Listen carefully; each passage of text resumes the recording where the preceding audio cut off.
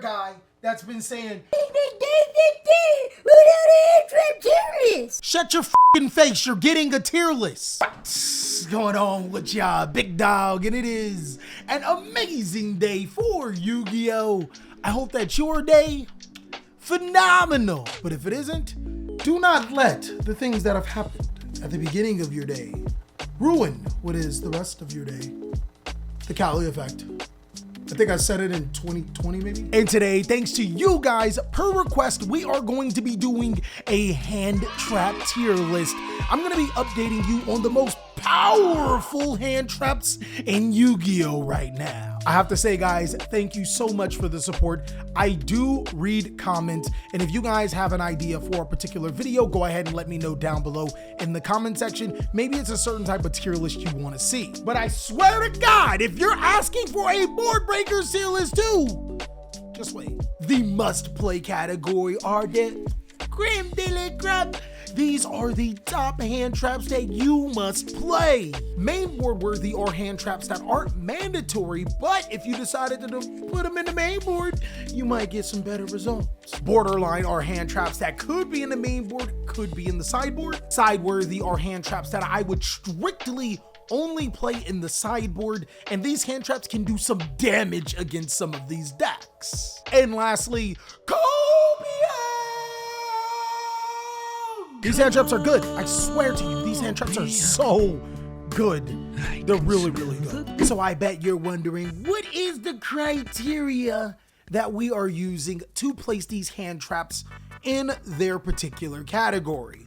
Well, first, we gotta address what are the top decks and most played decks in Yu-Gi-Oh! Off the top of my head, Cash Money 100% makes this list. Then there's Labyrinth and Branded Boys. The Theater Boys are outside. Then there's other really powerful and highly respected decks like Sword Soul, Sprite, and Trap Tricks, as well as engines like the Adventure Engine, which is picking up in popularity, and the Runic Engine. It's literally runicking the game! Let's go ahead and start off with Artifact Lancia. This card can be a complete blowout against engines like the Runic Engine and can slow Kashtira down, but against some of the other decks, not so good. I think that this is a sideboard worthy Yu-Gi-Oh! Card, and if you are seeing a lot of banishment in your meta, then siding in those Artifact Lancias may be your best bet. I mean, you can main board them if you want to give decks like Labyrinth a free win. Nobody's going to tell you what to do. You a bad boy. Ash Blossom and Joyous Spring, if you are deciding to play hand traps, you must look at this card as a must play. It literally addresses every single deck in its own unique way. Kashtira Theosis for Kashtira, Branded Fusions for Branded, Welcome Labyrinth for Welcome Labyrinth. Anytime there are important spell or trap cards that Ash Blossom can interact with, this card is insane. I think that its only bad matchup of the decks that we listed would probably be Sword Soul and Trap Tricks. Other than that, that card is blowing decks out of the water, just like how the Bestials used to. Hey, my guy, if you are still main boarding Bestials in 2023, I have oceanfront property in Colorado to sell you. I promise you, it's gonna be a view. Also, make sure to turn off your computers before they shut down for Y2K. Bestials 100% should be in Copium, but there's actually a couple of strategies that I did not list that Bestials may be a little bit strong against, such as the Math Mech strategy, or if their players are still hoping on that tier limit Hopium. Also, Bestials are not bad when combined with certain decks. I think that it's sideboard worthy, but only in the correct situation where you see a lot of decks in your area that the Bestial monsters can counter. Plus, let's not lie, Bestial Druid Swarm and Bestial Baldrake, those are secretly board breaker Yu-Gi-Oh! Cards. Chaos Hunter, I used to think was insane. My guy, you slapped this big booty girl on your side of the field and nobody banishing. Until, Kashtira players big eye your Chaos Hunter and you can't banish now. She just had to be 7.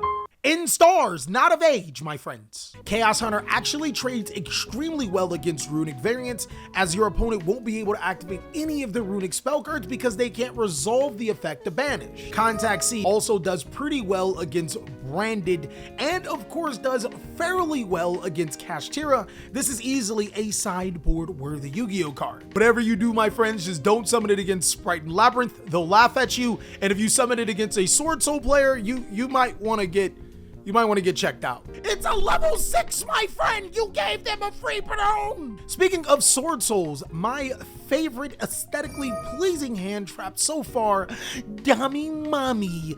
Oh my God, guys, this card.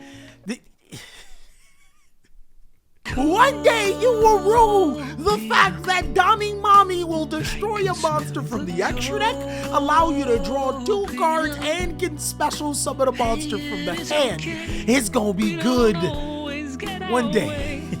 DD Crow actually has some really interesting interactions with it right now, despite it not being a graveyard-heavy format.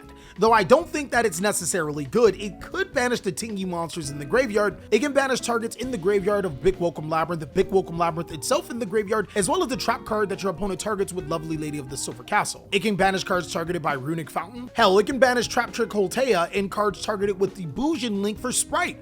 I actually have to change my mind about this card. I had it in Copium.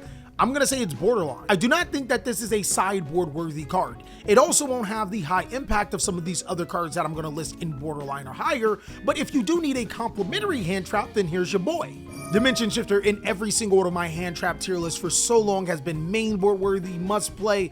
I'm gonna say it's side worthy. Not a single one of these strategies I just mentioned as top Yu-Gi-Oh decks are going to lose to Dimension Shifter, and it doesn't outweigh the fact that you won't be able to resolve Dimension Shifter past turn 1. A lot of these strategies can play past turn 1 and be okay. Droll and Lockbird can be one of the best Yu-Gi-Oh cards in the entire game, and it also can be dog water. Actually, the reason why I say Dimension Shifter is side worthy is because players will be siding in Droll and Lockbird, so you can just shifter to prevent yourself from being drolled, so there's that. Droll and Lockbird's Boom and Best Volatility is definitely the reason why I call it a borderline hand trap. If you want to take that risk, you can end players' turns, but then sometimes you just go punish. Effect Veiler has a few problems. While Kashtira or Rise Heart isn't in every player's Yu-Gi-Oh deck, it's still a card that completely addresses not only Droll and Lockbird, but also the Effect Veiler itself.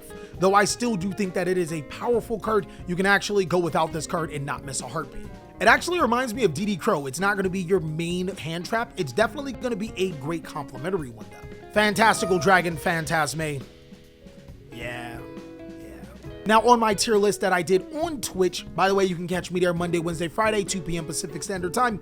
I said Gamma was a must play Yu-Gi-Oh card, but I ain't gonna cap. That's probably me from sniffing my collector's rare Gammas I just got. You smell like it? Smell rich as fuck, boy. I think that Gamma is 100% a main board worthy Yu-Gi-Oh card. Biggest reason is that Ash Blossom and Joyous Spring is one of the most competitive cards in the Yu-Gi-Oh card game right now. Oftentimes, you can activate a spell or trap card while you have no monsters on your field and you major punish cards like Ash Blossom. It also gets you 2 chunky boys to your side of the field, and while somebody said, Kelly, what if they triple tactics thrust you? My guy, I think I did the thrusting first when I gammaed you. Ghost Ogre and Snow Rabbit is not only Sword Soul's biggest enemy, but also an enemy to anybody that plays a field spell that activates on the field. I think it is a borderline Yu-Gi-Oh hand trap. The only reason why I don't rank this card higher is because using this against a Kashtira monster clears the Kashtira monster off the field, meaning that they can potentially summon another one since those summons are not once per turn. Ghost Sister and Spooky Dogwood, you guys know how we be doing in time, but yeah. My guy, like, Yu-Gi-Oh is crazy right now. You don't go on a time often anymore. Citing those burn or life point gain cards, I mean, I guess you could do that, but you could also just play the better cards to win within 30 minutes. Now, Ghost Bell in Haunted Mansion is a controversial card because of a lot of its rulings, but this card is simply a main board worthy card. You just don't see it yet. Ghost Bell in Haunted Mansion stops so many subtle interactions. It stops Kashtira monsters like Kashtira Tearlament and Scareclaw from summoning themselves. It stops the effect of Big Welcome Labyrinth to special summon. It stops the Sprite Bujin Trap Tricks Holtea. It stops the Runic Field spell card. It can stop Water Enchantress of the Temple. It even stops you from being branded Expulsion as long as one of the targets is originally in the graveyard. It stops you from getting Ibleed. It stops you from getting Gamma. Holy God, this card is just phenomenal. Ghost Bell reminds me of DD Crow, except the interactions with Ghost Bell are actually bigger in impact. I think that this is a main board worthy Yu-Gi-Oh card. Same thing with Ghost Mourner and Moonlit Chill. The difference between Mourner and Effect Veiler right now is that this can almost be guaranteed to activate. Because it does discard instead of being sent from the hand to the graveyard, you can pretty much almost guarantee that you'll use it. But one thing I will tell you guys, this is a trigger effect, meaning that if you're using it on your turn, it's Chainlink 1. Ghost Reaper and Renner Cherries, I remember talking about this card saying that it was bad. Players argued against me. It never did anything. It's still bad. Go ahead and cope, my friends. I've been coping for the last 3 cards. Infinite Impermanence easily is a must-play Yu-Gi-Oh card. The only hand trap here that dodges cards like Triple Tactics Talent and Triple Tactics Thrust, and is a versatile negate that you can activate on your turn as long as you don't control any cards. Heavenly Zephyr Miradoria probably had its best chance when Bestial Magnum was good. Now it's Copium. Biru is easily a must-play Yu-Gi-Oh card. If you are not playing 3 copies of this card in your main board, you must at least have 3 in your side. It's just so good against the best decks in Yu-Gi-Oh! Literally, I think Labyrinth is the only deck you will not hit with this card. Every other deck can get it. Retaliating C allows you to search Contact C, right? That's good, right? That's Copium. I actually really want to make a bold take here, and I do think Saravis is a little better than what people are giving it credit. It's borderline. My guys, this card can negate the activation, meaning it can be activated in the damage step, and there is a ton of targeting on the field.